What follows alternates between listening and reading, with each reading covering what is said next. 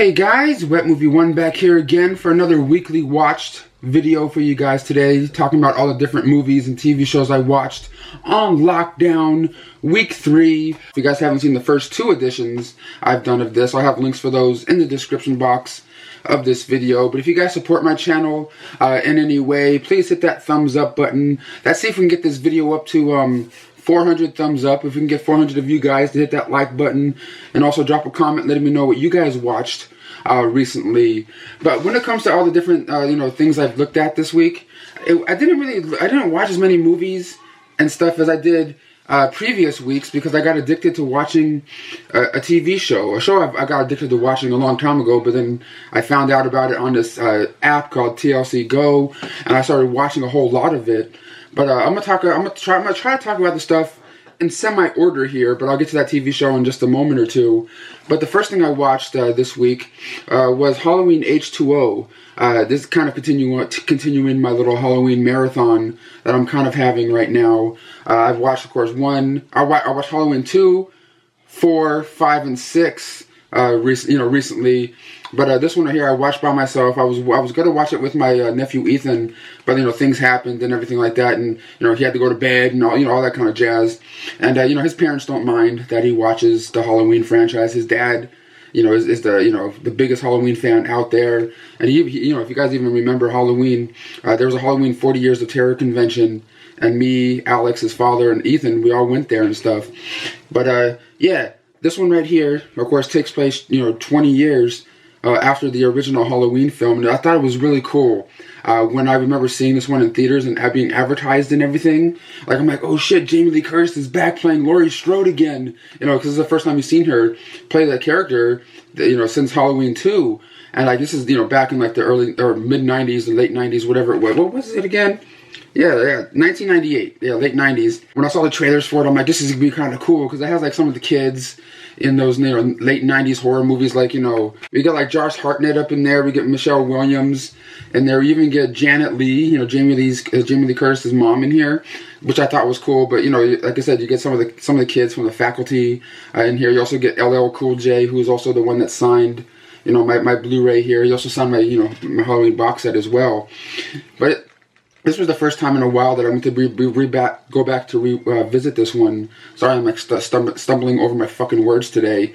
I'm just like I'm not in the best headspace, as of recording of this video. But I told myself and I told you guys I'm gonna be doing a video like this every Friday, talking about all the stuff that I watched. And yeah, this was one of them. And I'm glad I checked it out again. It's definitely not the best Halloween film, but it's definitely not the worst. I always enjoy checking this one out. But the next thing I watched was over on Netflix. Was this cool horror/comedy film called The Babysitter. I think it's like a Netflix original, or like, a Netflix exclusive. And I thought it was really super cool. If you guys have never seen it before, it's about this young kid. His name escapes me now. But it's about this young kid going to school. He's like 13 years old or so. And he still has this babysitter that watches over him and stuff when his parents go out and do different things. Kids at school kind of pick on him for it, but he doesn't really care, because his babysitter is smoking hot and he has this good relationship with her. There's this one day, he finds out that his parents are going to be going out of town for a while. The babysitter is going to be coming over, and one of the girls that he talks to at school, one of his friends, says, "Do you know what your babysitter does, or what babysitters do when you go to sleep? They get together and have orgies and shit." You know what I mean? He's like, and he doesn't even know what orgy is. He has to like look it up.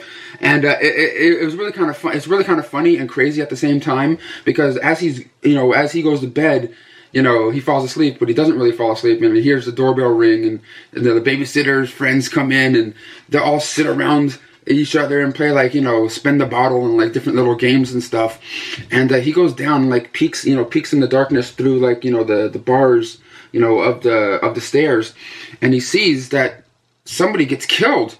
The babysitter stabs somebody in the head, and like they start drinking the person's blood, and it's like they have this own little cult and shit. And it's pretty much him, this little boy, trying to defend himself, but it's done in a dark / really comedic way. And I really got a lot of enjoyment out of that movie. If you guys have never seen it before, I highly recommend The Babysitter on Netflix. If you guys love horror comedy movies, it was straight up good. It was really good. But also, the next one I watched was on Netflix as well, and it was another horror film that I heard about, you know, throughout the grapevine, and a lot of people I know and that have been in my videos and stuff are in this movie, and you know, like friends and acquaintances and things. And I was kind of excited to see it because it's a movie called Death House, and I'm gonna be completely honest with you guys about my reviews about all this stuff that I talk about. But it's a movie called Death House. It has, you know, stars in it, you know, horror celebrities like, you know, Kane Hodder, quite possibly, absolutely my favorite Jason of all time. Quite possibly. I'm sorry. Watch yourself. I'll fucking kill you. Please This don't. is YouTube, right? I can say fuck? Yeah. Okay. You can say whatever you want. Fuck you. Gunnar Hansen, Michael Berryman from, you know, The Hills Have Eyes. We get Felissa Rose. Let's like a little plum out there. Let's go out there and dance. You down? I'm down. Let's go, girl. Let's go. Let's go. Hey, hey, hey. Whoa. Hey, what? It's like a plum. Hey, hey. In there, Tiffany Shepis. We get Tony Todd, Candyman, and like all the horror, like a lot of these, you know, horror actors and horror legends and things in this movie. And I was just like, oh shit, this could be really kind of cool. And it's pretty much about this like prison it's kind of like, you know, like the movie Escape Plan in a way, but like a low budget horror movie version of it. And you know, all these really bad people are in there, and there's like different levels of like, you know, if you're not as bad, you're on the top level, but as far as you go down, you know, you're you know, the worst level. You're like the creme de la creme of like the bad guys, you know, kind of thing. And there's these two people that are going in there that are I guess they're going to be agents or something. I don't really know how they really explained what the hell's really going on with that. And then all hell breaks loose. Kane Hodder breaks free. All the prisoners, you know, riot in the prison, and it's about these two people or three people are trying to get the hell up out of there. I didn't think it was executed very well. I really liked, like I said, seeing all the different friends and acquaintances, like these, you know, horror icons and just, you know, great, you know, cool actors in general, you know, in this movie. But it was just a really not put together very well. I was watching it going, what am I watching? What is going on right now? Like, why is this person going from point A to point B? Like, what is going on? What's the point? You know what I mean? But like, you know, it was, like I said, it was just cool to see the different people that I've known and that've been in my videos throughout the years, and they're doing their thing. But it was just really sloppily put together, and it just felt rushed. Like, if you have the talent that you have, you know, in front of the camera and stuff, you know, like you got all these people to be a part of your movie. Try to make it as best as you can. Like, I don't know what the problems were behind the scenes and stuff like that, but I can't say I hate it, because I like seeing everybody that they got for it, but it was just like something I don't think I need to see. I don't think I ever need to watch again. But that's a movie called Death House. That's on Netflix right now. I believe you can even also get it on DVD, out in certain stores or online, if you guys want to get it to support the people support the people that are in it. But the next two things I watched, or the next thing I watched was that TV show I was talking to you guys about, that I watched probably 5-6 episodes of this week, and each episode is like an hour and 40 minutes long or so, and that is My 600-Pound Life. I watched a couple of episodes of that and a couple of episodes of My 600-Pound Life, Where Are They Now episodes, just to see, you know, how these people are doing and if they're like keeping off their weight and things. It's a show about people that are over 600 pounds or heavier, and how they're going to this doctor to say, hey, I really need your help. What could I do to try to lose this weight? And is there any way I can get approved for weight loss surgery and things like that? And it's just, you know, them, you know, with their struggles and trying to figure out what they need to do to get down to the weight that they want to get to and things. And of course, the Where Are They Now episodes are the ones just, you know, catching up with them, seeing if their weight has, you know, have they kept losing weight, or have they maintained their weight, you know, all that kind of stuff. And I just really like watching this, really do like watching this show. I watched it a lot during my initial weight loss journey and things, and it, you know, it kind of kept me motivated when it came to that. But I watched this one episode. It was actually two, because there was one regular episode, then the Where Are They Now episode, about this guy named Sean.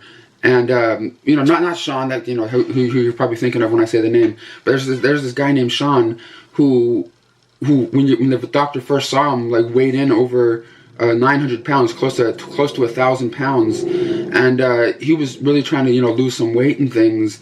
And there was times when the doctor would send him home for a month or two, like a month and a half, 2 months.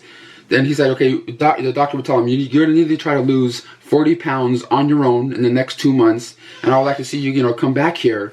And he would leave the hospital, and then when he come back for his appointment, he gained 200 fucking pounds or more in a month and a half. And then he kept doing that. He would go to the hospital, lose all this weight under the controls of the doctors and things, and then he would go back home again to try to figure out his own way of living like that, trying to eat right and shit, and gain 200 pounds in like a month. I don't even know how anybody can gain that much weight in like that short of time. It was kind of insane, and like watching those 2 episodes of that one person, it kind of got me super emotional. I was just like, holy shit, what is happening right here? You know what I mean? I know that's what I got addicted to. I was watching a lot of episodes of that this week, and the next thing I watched was my buddies, one of my favorite YouTubers of all time, DEADPIT.com, Wes Vance. I'm gonna cut to a clip because recently they did a Q&A video on their YouTube channel because they've been kind of gone out of the YouTube limelight for a while. And they used to do a lot of horror movie reviews. They had their own little podcast. They had their own podcast called, Dead Pit Radio. And they had a Q&A on their Facebook page. They said, hey, ask us some questions, and we'll answer them on our YouTube channel for a live show. And I asked them some questions and stuff. And here's a little clip of their Q&A video of them answering my question. Brendan Mitchell, wet movie. I have 2 questions. One, did you guys ever think that Blu-rays and DVDs would still be available to buy in stores like Best Buy and Walmart in 2020? And how long do you think they will stay around? Also, it says, P.S. Does Uncle Bill still love big black man dick? God, well, that should go without saying. Yeah, he enjoys that. That's just naughty.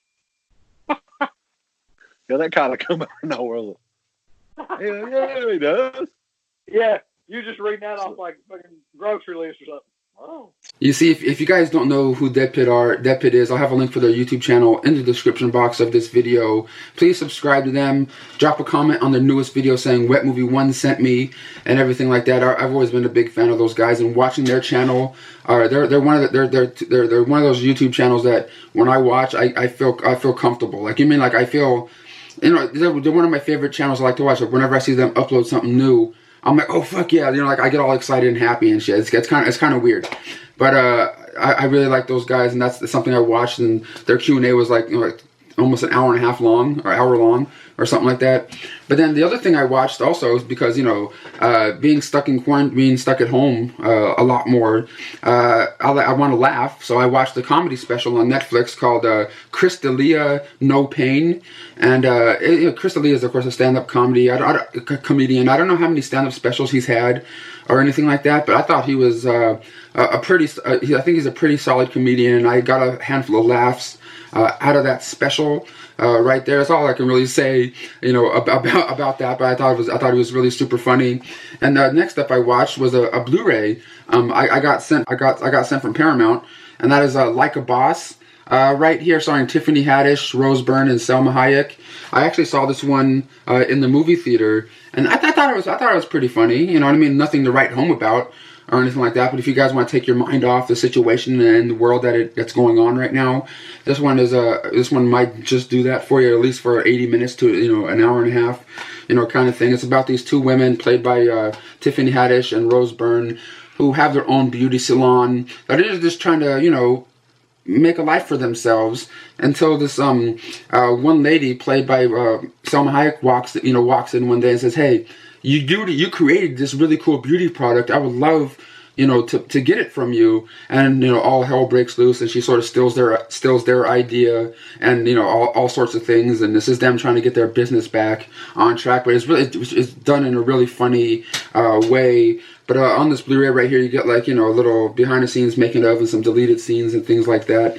But if you guys love this, it's like a light and fluffy comedy film, you guys might like this one. It's hard R, so it's really bad language in there and stuff. But if you guys love that raunchy kind of humor, I think you guys will enjoy that one right there.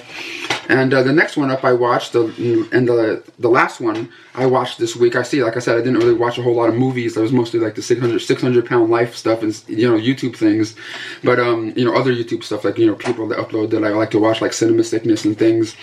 But the last thing I watched DVD wise was a movie called Having Our Say, starring Ruby Dee, and this one right here is about these two sisters one of them's 101, the other one's 103 years old, and they're being interviewed by this lady from a newspaper about their lives and how it was growing up, when they were kids, and like how their parent or one of their parents was a slave, and what they had to deal with growing up with segregation and the black and white water fountains, and how they lived before that became a thing. And then when they were little girls, that's when it started to become a thing. The black and white bathrooms and water fountains and all that stuff, and it just talks about their life and how they became what they are, just regular middle class women, and it was a really well acted, kind of sloppily put together TV movie. But I always have been a fan of Ruby Dee, like ever since Do the Right Thing. I always, every time I see her in something, I think her husband at the time, or her husband, Ozzie Davis, I think there were a couple, if I'm not mistaken, that they both passed away years and years ago. But I always really liked pretty much anything those two were in. But if you guys love, what this movie sounds like, definitely check it out. You can get it on moviezing.com now on DVD. It's a made for TV movie, so it kind of like fades in and fades out, and the production is not like the highest production on the planet, but it was still a decent watch, especially if you really like really solid actors. You get some really good solid actors in this movie, and I liked it. I like this one right here. If you can get it from moviezing.com. But guys, that's all I really watched and seen this week, beyond some other YouTube videos and things of people that I'm subscribed to. But I may be making a video soon talking about my favorite YouTubers I like to watch. If you guys would like to see a video of me talking about my favorite YouTubers I watch on a regular basis, let me know in the comments, and I'll gladly do so, because not everyone I watch is part of the movie community or anything like that. But guys, thank you so much for watching and supporting my videos. Stay tuned for next Friday, and I'll talk to you guys about all the different movies and TV shows I watched from now until then. And hopefully you guys enjoyed it. Subscribe if you haven't. Hootie hoo. Oh wait, one last thing. I also have an eBay store right now. I've been adding a handful of new things on there, trying to make some extra income and clear out some space, things like that. But if anybody would like to support my channel or me in any way, I have a link for my eBay store in the description box of this video. And make sure you guys favorite me on there, so whenever I do post new items on there, you guys can be the first ones to see. But thanks guys for supporting. Catch you next time.